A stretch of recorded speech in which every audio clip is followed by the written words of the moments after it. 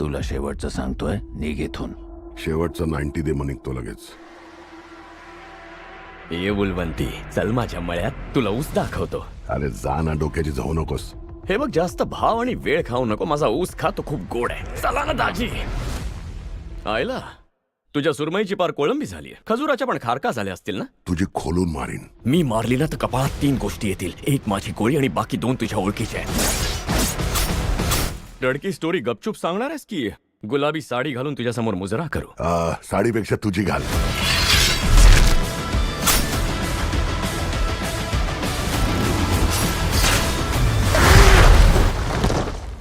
वाघाचं रक्त आटत नाही आणि आपली कधीच फाटत नाही, म्हणून लगेच फाडू नको ना बोलव्या.